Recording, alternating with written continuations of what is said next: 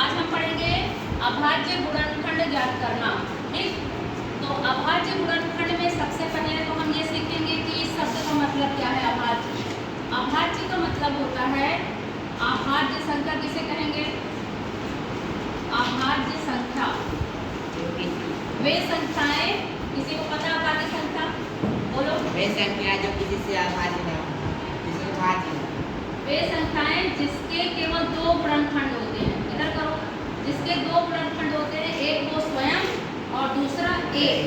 ठीक है, तो 2, 3, 5, 7 अब इस तरह आगे बढ़ना है। ठीक है, तो जिस संख्या का हम गुणनखंड कर रहे हैं उस संख्या का हमको अभाज्य संख्या से गुणनखंड करना है। ठीक, अभाज्य संख्या के गुणनखंड के रूप में उसको लिखना है। तो जैसे 140 का हम अभाज्य गुणनखंड करेंगे तो हम स्टार्ट कहाँ से करेंगे? 2 से, क्योंकि इसके इकाई के स्थान पे क्या है? 0। तो 2 के पहाड़े में 0 आता है इकाई के स्थान पे। ठीक, तो यहाँ हम 2 से इसको विभाजित करेंगे। तो 2 के पहाड़े में 14 कितनी बार में आता है? 7 बार में। तो जितना भागफल होता है उसको हम यहाँ लिखते हैं। ठीक है, और जो घटाने का काम होता है वो हम अपने दिमाग में करते हैं। ठीक, एक्चुअली में ये घटाना भाग ही है। 144 में तुम 2 का भाग दे दो तो 2 सत्ते 14, 0 बचा 0। तो एक बार में जो भाग देते हैं तो जो भागफल होता है उसको हम यहाँ रखते हैं और जो घटाने का काम होता है वो हम अपने दिमाग में करते हैं। ठीक, तो यहाँ पे 2 से चला गया, ये 0 उतार लिए। फिर अगली बार हम फिर 2 से ले गए तो ये 7 है। 2 के पहाड़े में 7 से ज़्यादा नहीं होना चाहिए। 2 तिहाई 6, 3 बार में गया तो यहाँ 3 लिखे। अब 7 यहाँ लिखा है और हम घटा कितना रहे हैं? 6। तो 7 में से 6 गया, कितना बचेगा? 1। वो 1 जो यहाँ से हासिल बचा उसके बगल में ये 0 आएगा तो कितना बन जाएगा? 10। अब 2 के पहाड़े में 10 कितनी बार में आएगा? 5 बार। 2 5 10। तो ये 70 कट गया। अब ये 35 है तो देखो लास्ट में इकाई में क्या लिखा है? 5। अब 5 2 के पहाड़े में तो आता नहीं है ना इकाई में, तो या तो 3 में आएगा या तो 5 में आएगा। तो 3 में अगर देखेंगे तो 3 1 कम 3, ये 3 कट जाएगा लेकिन 5 बच जाएगा। ठीक, तो इसलिए हम इसको 5 से काटेंगे। 5 सत्ते 35 और 7 को काट दिए, 7 1 कम 7। तो इस तरह 140 का गुणनखंड क्या हुआ? अभाज्य गुणनखंड 2 गुणे 2 गुणे 5 गुणे 7 गुणे 1। इस एक को आप लिखना है तो लिखें और नहीं लिखना है तो ना भी लिखें तो भी ठीक है ना। तो इस तरीके से 140 का गुणनखंड ये आ गया। अब हम निकालेंगे 156 का। जब दोनों का गुणनखंड आ जाएगा तो हम सीखेंगे कि एलसीएम और एचसीएफ कैसे निकालते हैं। ठीक, तो सेम जैसे आपने 140 का निकाला वैसे 156 का निकाल लो। तो 156 का फिर इसे 2 से काटेंगे क्योंकि इकाई के स्थान पे 6 है तो 2 से कट जाएगा, है ना। 15 लिखा है तो 2 सत्ते 14। 15 यहाँ लिखा है, हम 14 घटा रहे हैं, कितना बचा? 1। वो 1 के बगल में ये 16 और 6 हुआ तो कितना बन जाएगा? वो 16। तो 2 8 16, ये कट गया। फिर 8 है इकाई के स्थान पे, फिर 2 से कट जाएगा, है ना। तो यहाँ 7 लिखा है तो 2 तिहाई 6। 7 लिखा है तो हम 6 घटा रहे हैं तो कितना बचा? 1। और वो 1 के बगल में ये 8 आएगा तो ये 18 बन जाएगा, है ना। तो 2 9 18। अब ये 3 और 9 इकाई के स्थान पर 9 आ गया तो अब ये 2 से नहीं कटेगा, अब ये 3 से कटेगा, है ना। तो 3 1 कम 3 और 3 इकाई 9 और ये 13, अब सिर्फ 13 से कटेगा। 13 1 कम 13। तो 156 का जो अभाज्य गुणनखंड आया वो क्या क्या आया? 2 गुणे 2 गुणे 3 गुणे 13। ठीक, अब हम यहाँ निकालेंगे HCF। HCF महत्तम समापवर्तक, मतलब ऐसी संख्या जो सबसे बड़ी ऐसी संख्या जो दी गई संख्या को विभाजित कर दे, है ना। सबसे बड़ी ऐसी संख्या जो दी गई संख्या को विभाजित कर दे। तो ये कैसे निकालते हैं हम? जब इसका गुणनखंड इतना निकाले, इसका गुणनखंड इतना निकाले तो इन दोनों संख्याओं के गुणनखंड में जो कॉमन है, जो उभयनिष्ठ है, उसको हम ले लेंगे। ठीक, तो देखो 2 यहाँ भी आया है, यहाँ भी आया है तो इसको हम ले लेंगे 1 2।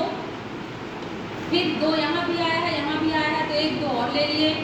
5 यहाँ आया है लेकिन यहाँ कहीं नहीं। ठीक है, फिर 7 यहाँ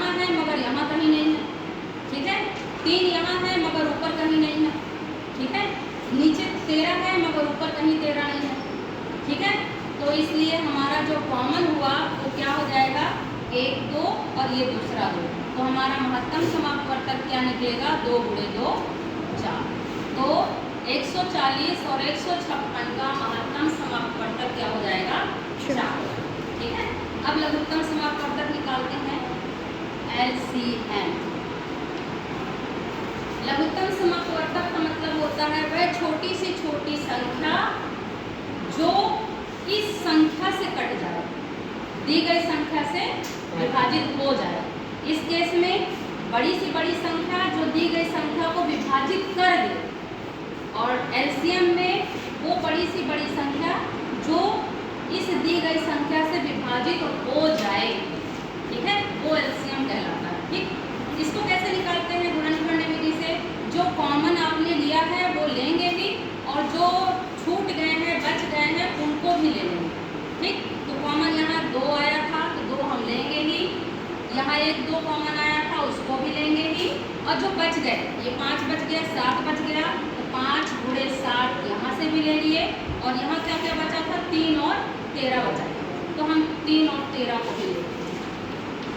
अब इन सब का गुणनखंड गुणा करके बताओ कितना आएगा, सब तरफ घुमा के देखो, गुणा करके बताओ फटाक से कितना आएगा।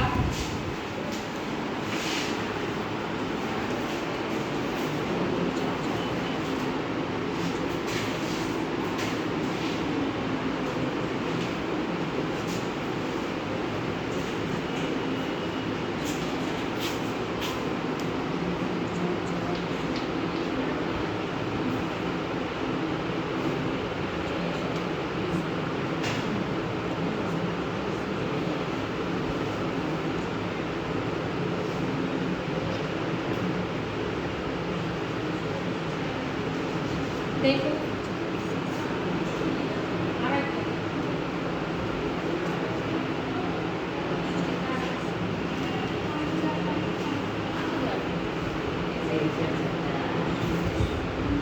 दो गुणे 4, 4 पंचे 20, 20 क्या 60, 60 गुणे 7 किए तो कितना आया, 60 गुणे 7, यस ठीक, 60 गुणे 7, 7 छंग 42, फिर गुणे 13 करो। छोटी छोटी संख्या का पहले गुणा कर लेते हैं ना, जैसे 2 का गुणा 2 में किए, 2 गुणे 4, 4 का गुणा 5 में किए, 4 पंचे 20, 20 का गुणा फिर 3 में कर लिए, 20 में आए 60, 60 का गुणा 7 में कर लिए, 7 छंग 42, अब उसमें 13 का गुणा करो।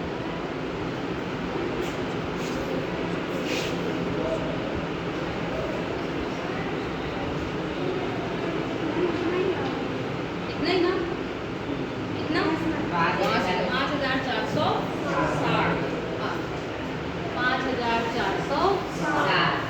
तो ये है तुम्हारा लघुत्तम समापवर्तक, ठीक है। अब 2 क्वेश्चन मैं दे रही हूँ, उसको तुम जल्दी से सॉल्व करके बताओ।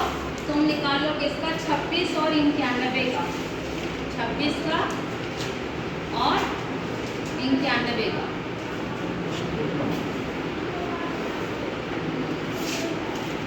या और भी सरल ले लो, और भी सरल ले लो,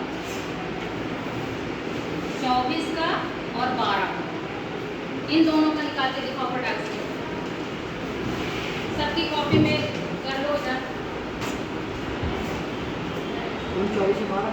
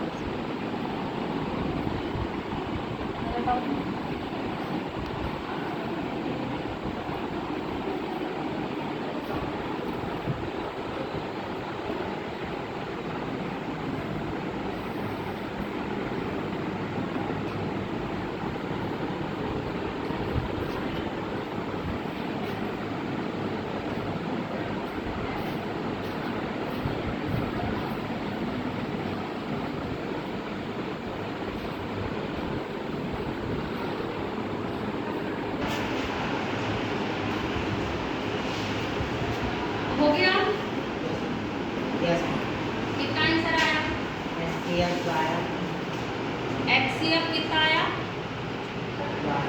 12 और LCM 24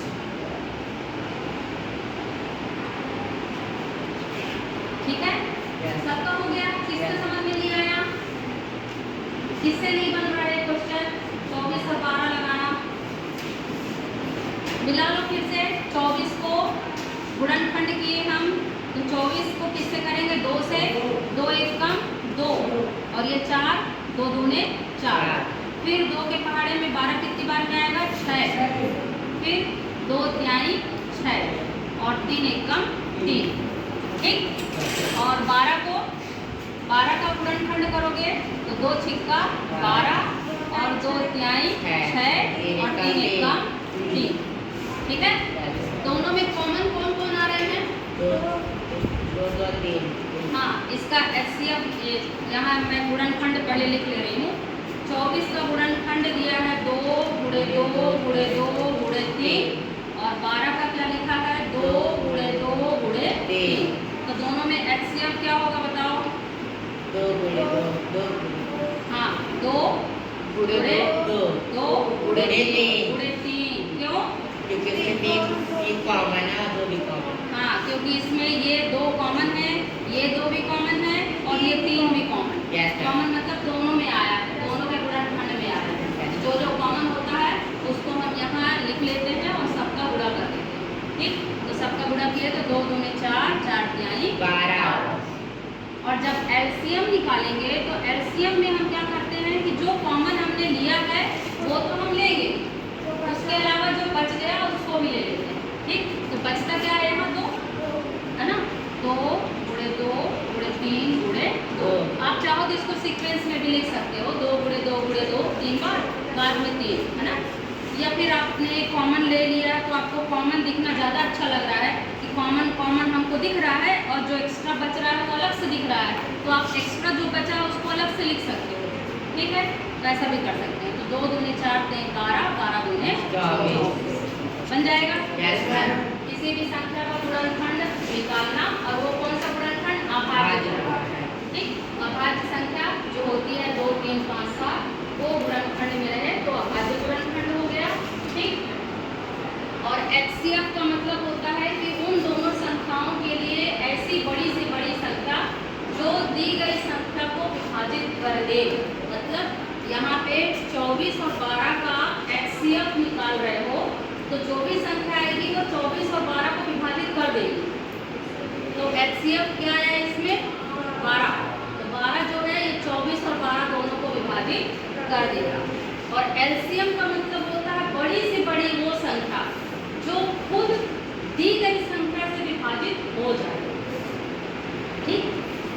तो बड़ी संख्या क्या है 24 और ये जो 24 है जो हमारे प्रश्न वाली संख्या है इससे ये विभाजित हो जाता है ना, तो ये विभाजित करती है और ये विभाजित होती है, ठीक है। तो इस तरह तुम्हारा गुणनखंड हो गया, HCF और LCM निकालना बन गया, ठीक है। नेक्स्ट चैप्टर हम